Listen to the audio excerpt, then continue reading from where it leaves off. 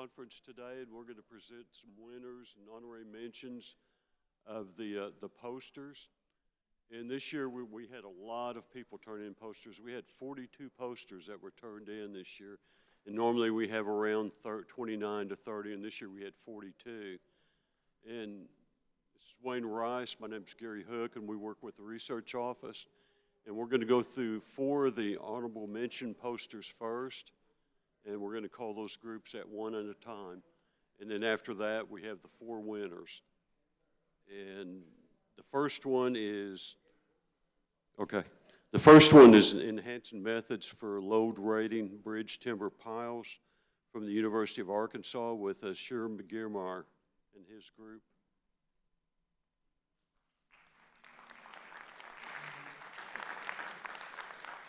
We'll go up here and take a picture. Yeah. No poster.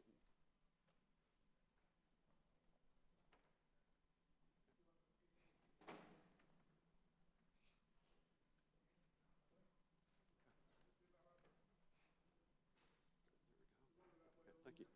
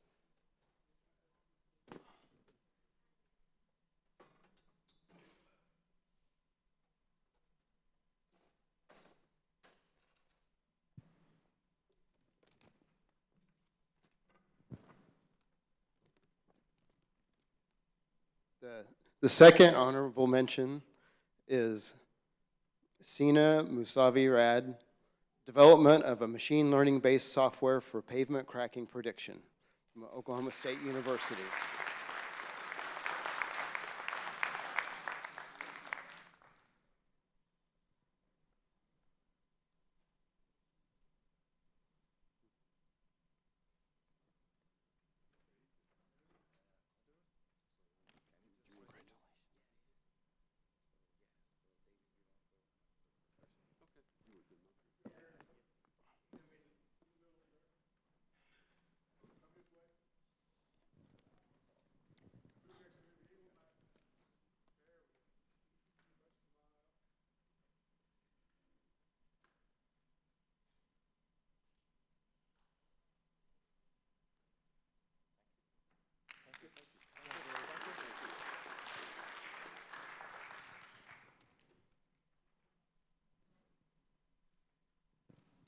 Okay, the third honorable mention is Kodhaker Alamini.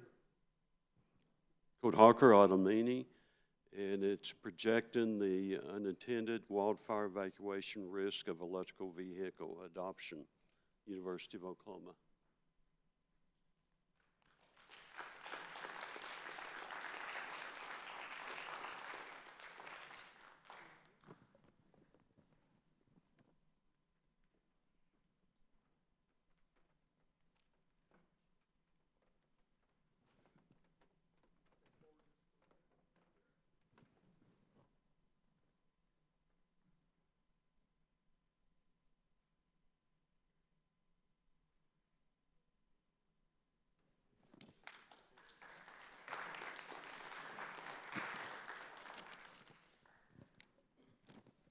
The fourth honorable mention is Amarjeet Tiwari, laboratory versus plant production, impact of specimen preparation techniques on the performance of balanced mix design asphalt mixtures in Arkansas, from the University of Arkansas.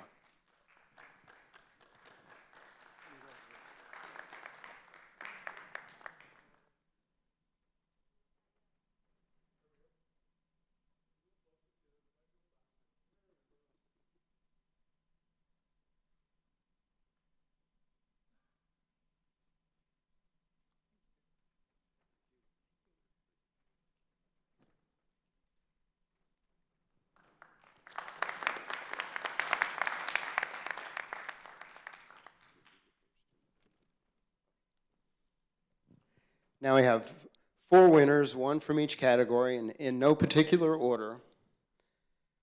Priya Pancha, improving student pass rates for ACI concrete field testing technician, grade 1 certification from Oklahoma State University.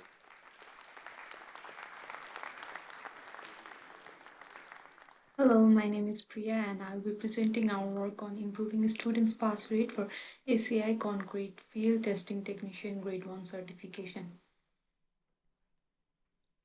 The ACI Grade 1 certification is the standard for proving technicians can properly test fresh concrete in the field. The exam has both a written part and a performance part where candidates demonstrate 7 key concrete tests.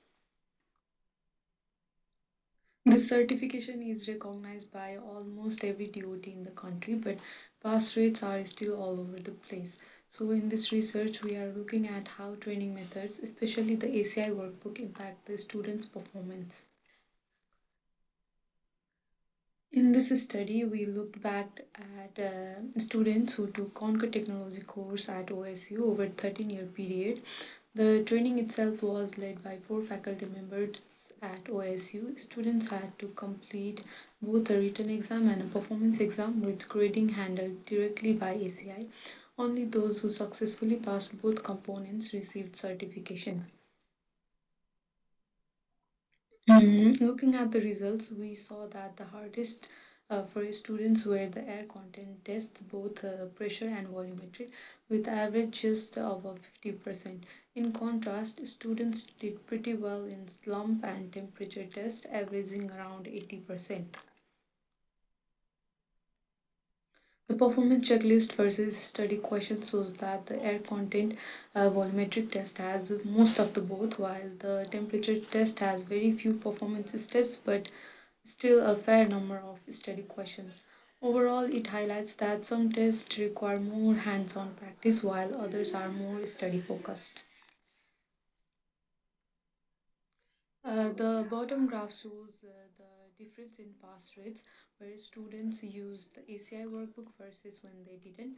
In the first 5 sessions where the workbook wasn't used, pass rates stayed very low and inconsistent. Once the workbook was introduced, pass rates improved steadily, climbing from around 50% to 95% by session 15. So the workbook clearly made a major difference in student success. Hence, students can improve pass rate by using ACI resources like the website and workbook, attending training sessions, and learning from mentors. Consistent practice and study tools like flashcard can also help to build the confidence and build accuracy. In conclusion, the workbook provides structured guidance, clear content, and directly contributes to higher success rates. Thank you.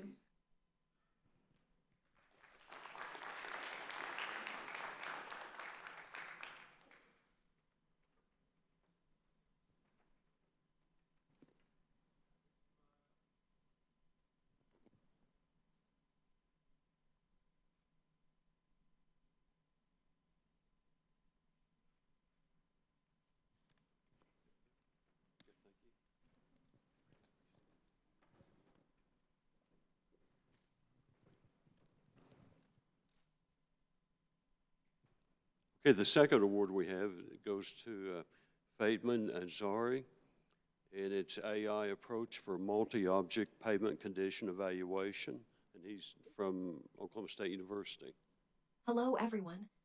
I'm Fatemeh Ansari, Research Assistant in Oklahoma State University. Today, I'd like to present our work, an AI-driven framework for multi-object pavement condition evaluation. Traditional pavement inspection methods are usually time-consuming and labor-intensive. Digital image processing techniques have brought some level of automation, but they are still sensitive to noise, lighting, and complex backgrounds.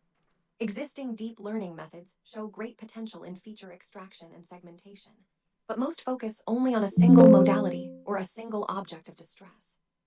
This makes them insufficient for real-world pavement inspection, where multiple and diverse distresses occur together. To address this issue, we propose a multimodal and multi-class detection framework that integrates 2-dimensional grayscale images with 3-dimensional depth data to achieve more accurate pavement distress recognition and condition analysis. This study has two objectives. First, to develop multimodal models based on UNET and SEG-B5 for pavement condition evaluation. Second, to compare the performance of these two models in multi-class, pixel-level segmentation tasks, highlighting their strengths and weaknesses. In terms of methodology, the UNET architecture follows the classic encoder-decoder design, with skip connections that help preserve local features, making it effective for detecting distresses with clear boundaries. SEG-B5, on the other hand, combines a transformer encoder with a lightweight MLP decoder, enabling global context modeling and multi-scale feature fusion, which is particularly useful for complex and irregular distresses such as cracks and patches. Our models were trained on the Oklahoma State University supercomputing platform, with 65 of epochs, a batch size of 8, the atom optimizer, and cross-entropy loss. The results show that the UNET model achieved an overall F1 score of 73.7% and a mean IOU of 0.61. In comparison, the SEG-B5 model reached an overall F1 score of 81.4% and a mean IOU of 0.72. Looking at specific classes, SEG-B5 significantly outperformed UNET in detecting critical distresses such as cracks, sealed cracks, patches, and manholes. Meanwhile, UNET showed slightly better performance in classes with more consistent geometric features. From our discussion, we found that data imbalance remains a major challenge. Rare classes like potholes and expansion joints suffer from lower accuracy due to insufficient training samples. Future improvements could include data augmentation and attention-based modules.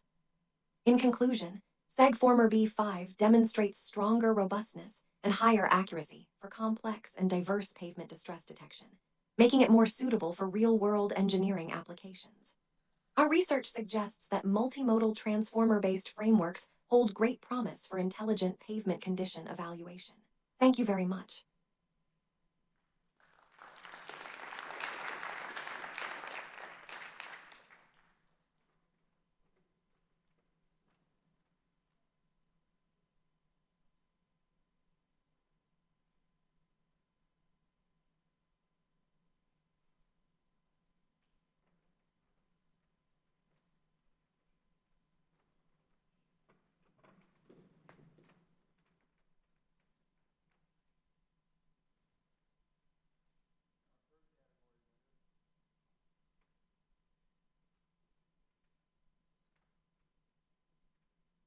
Our third category winner is Carla Diaz-Coro, Estimating Seatbelt Use from Crash Reports, a Scalable Alternative to Roadside Surveys from University of Arkansas.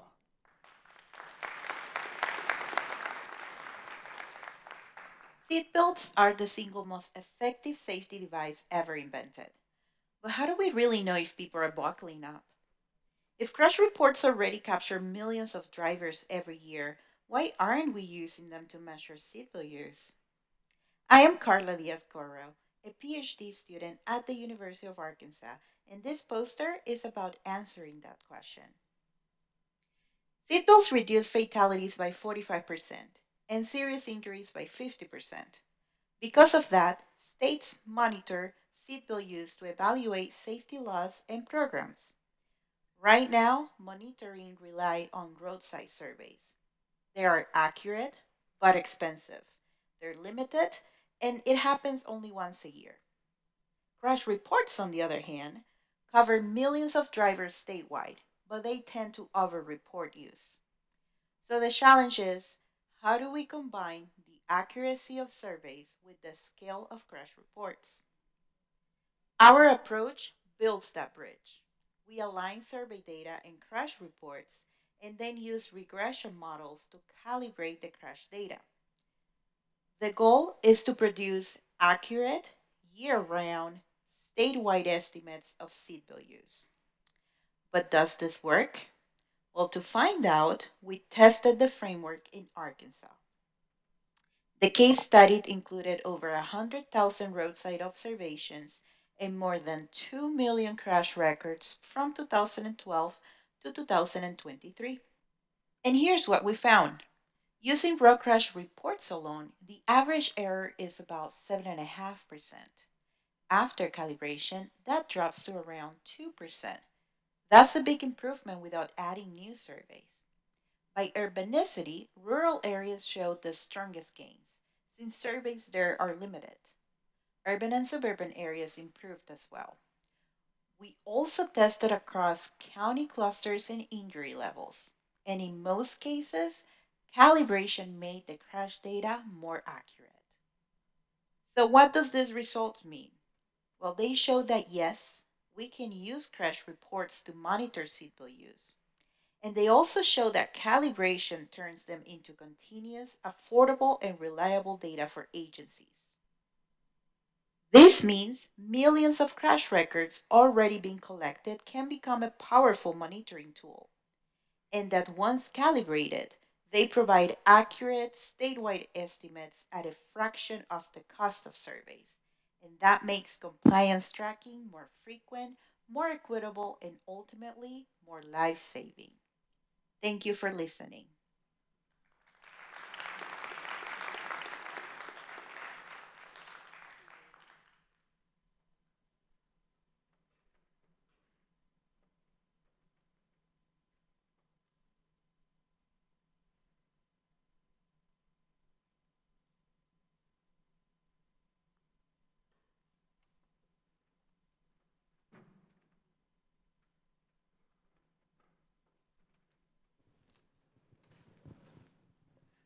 Okay, our fourth award goes to Mashik Shalom, and it's the evaluation of Glover Row Index and Delta TC Perimeter as cracking indicators of conventional modification and recycled asphalt binders.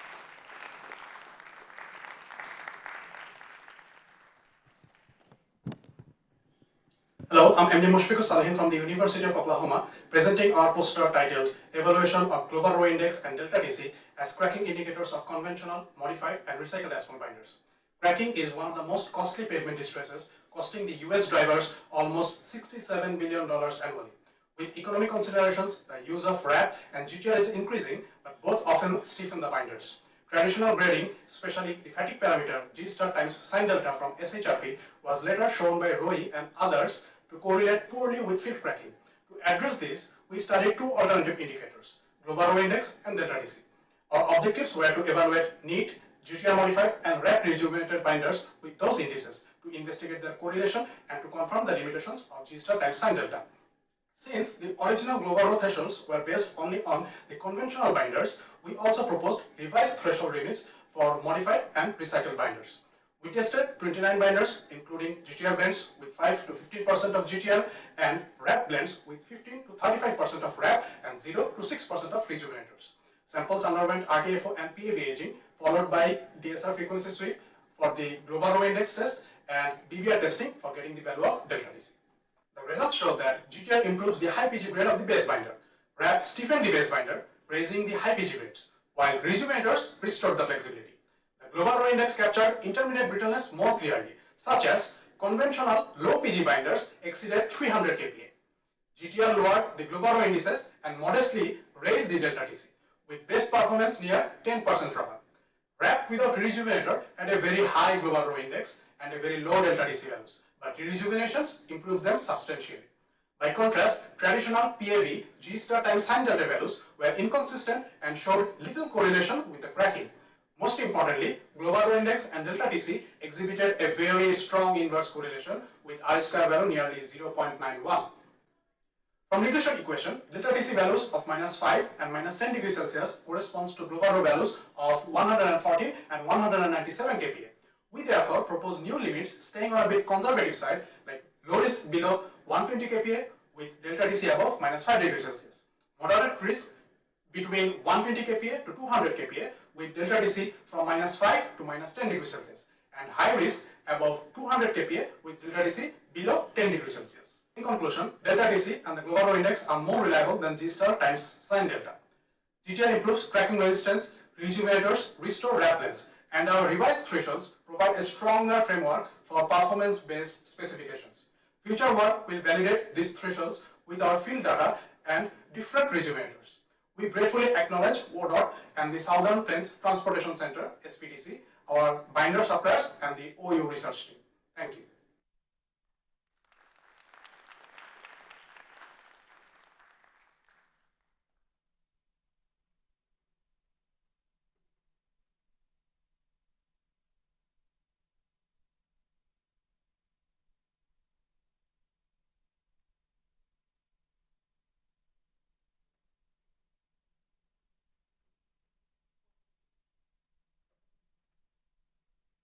have everybody that had won an award with the posters to come up. We're going to take a group picture of everybody.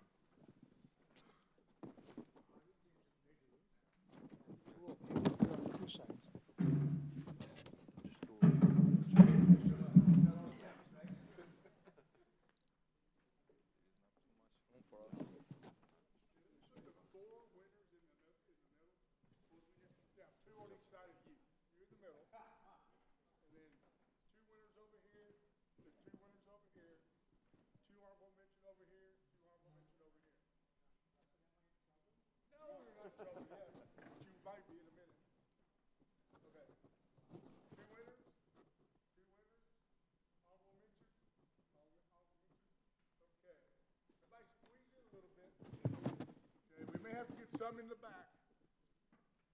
Yeah, it's not quite wide enough. Move that way just about one step that way. You're my left. Okay. There we go. Everybody put your hands like this, please. Get rid of that speaker.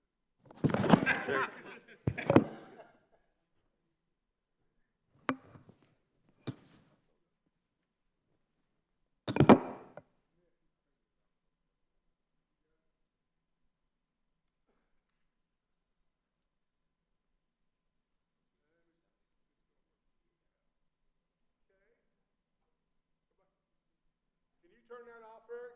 That screen? Thank you, sir. Everybody smile. Stay there. A couple more. So. 1, 2, 3. 2 more and I'll be done, I promise. Thank you, ladies and gentlemen. Congratulations.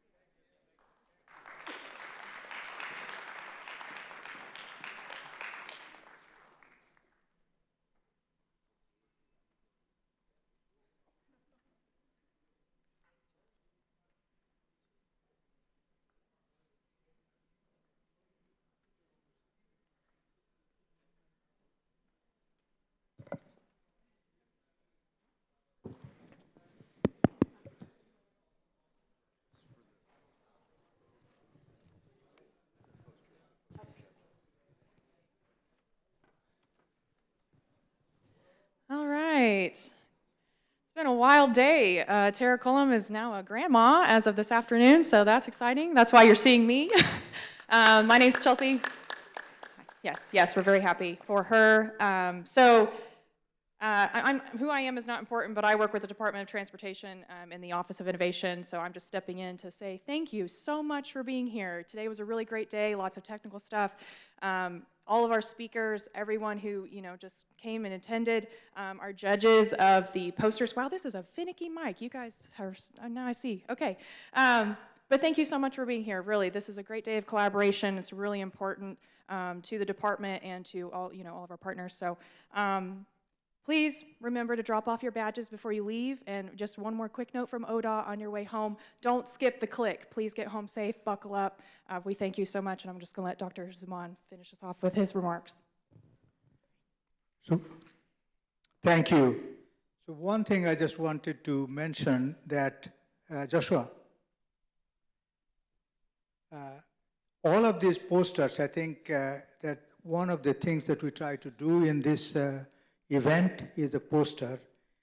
And the person who is primarily responsible carrying all of the load is this gentleman. And the judges, and the students. We really appreciate all the students and the judges. So many of the judges has been doing this for 10 years or more than 10 years. We really appreciate that. There's a lot of work. Look at the poster and also the video, and there's a rubric. There's 10 questions, each of them 1 to 10 scale.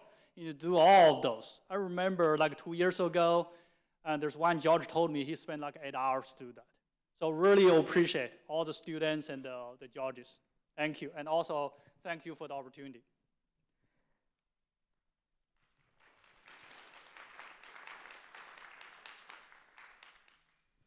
So, we have this is an annual event, and every year we try to actually do a better job. But one of the primary attraction is the student poster and demos, and they are doing a wonderful, wonderful job. So I have a couple of people to thank. One, we're really glad that our chief engineer, TJ Dills, came this morning and addressed this crowd. We know he is super busy, so please give a round of applause for TJ Dill. So this event is a collaborative event between SPTC and ODOT. So the people, the organizing committee of this conference, we worked very closely for, I do not know how many meetings we had. So the members of the organizing committee, I see a couple in front of me. Would you stand? When? Stand. And also the people who are behind the scene, don't forget about Russell Perkins, and don't forget about our video, Dr. Molina and everyone else. So please give a round of applause for the organizing committee. Dr. Lee, you did not stand. You are part of that organizing committee, right? Let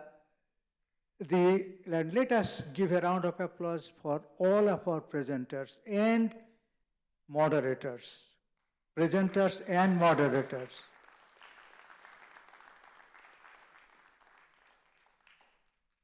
The people who actually, we did not spend as much time, the demos.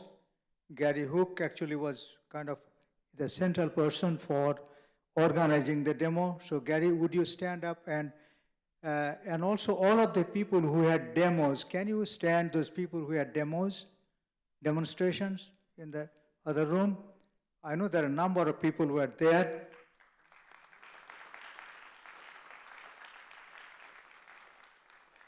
Where is Dr. Bin Zhu? I did not see him standing. He had, anyway, so this demo was also a wonderful, wonderful opportunity to display your work. And also, I think we had a good food. What do you think? Did you have good food? Is that something that you want us to continue next year? So I did not see any no, Chelsea, right? So it's yes is yes. So that's a good thing, right? It's an annual event. Most of all, we could not do this without the audience. Very, very important part. So give a round of applause for all of you for what you have done today.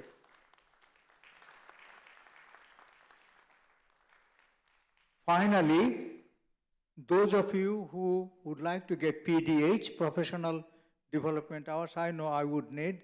Royce, I think you would need it too. So for PDH, if you have indicated, please make sure that you are registered, your name is there, and we'll actually send the PDH to you electronically. We are going to do it again a year from now. So thank you, thank you, thank you. We really appreciate what all of you being here. Thank you.